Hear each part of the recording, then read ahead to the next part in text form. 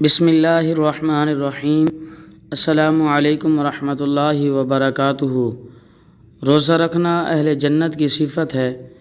آج اس ویڈیو میں پیارے محبوب صلی اللہ علیہ وسلم کے ایسے 4 سوالات ذکر کیے جائیں گے جو اللہ کے محبوب صلی اللہ علیہ وسلم نے ایک محفل میں اپنے صحابہ کرام سے کیے اور پھر فرمایا جن میں یہ 4 صفات پائی جائیں، 4 باتیں پائی جائیں وہ اہل جنت میں سے ہوں گے۔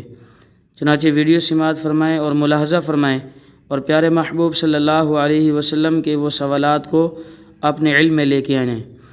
اللہ کے محبوب صلی اللہ علیہ وسلم نے ارشاد فرمایا، آج تم میں سے کس نے روزہ رکھا ہے؟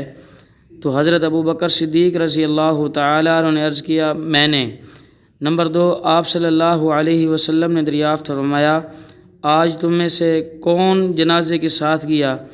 تو سیدنا ابو بکر صدیق رضی اللہ تعالیٰ عنہ نے عرض کیا، میں۔ تیسرا سوال، آپ صلی اللہ علیہ وسلم نے یہ ارشاد فرمایا کہ آج تم میں سے کس نے مسکین کو کھانا کھلایا؟ تو سیدنا ابو بکر صدیق رضی اللہ تعالیٰ عنہ نے عرض کیا، میں نے۔ چوتھا سوال، آپ صلی اللہ علیہ وسلم نے یہ ارشاد فرمایا کہ آج تم میں سے کس نے بیمار کی عیادت کی، بیمار کی بیمار پرسی کی؟ تو سیدنا ابو بکر صدیق رضی اللہ تعالی عنہ نے عرض کیا، یا رسول اللہ میں نے یہ کام کیا ہے۔ تو اللہ کے محبوب صلی اللہ علیہ وسلم نے ارشاد فرمایا کہ جس آدمی میں یہ تمام باتیں جمع ہوں گی وہ جنت میں ضرور جائے گا۔ تو سبحان اللہ، ان 4 سوالات میں سے سب سے پہلے روزے کا تذکرہ ہے۔ تو سیدنا صدیق اکبر رضی اللہ تعالیٰ عنہ اس دن روزے سے تھے اور فرمایا جس میں یہ 4 باتیں پائی جائیں گی وہ آدمی اہل جنت میں سے ہے۔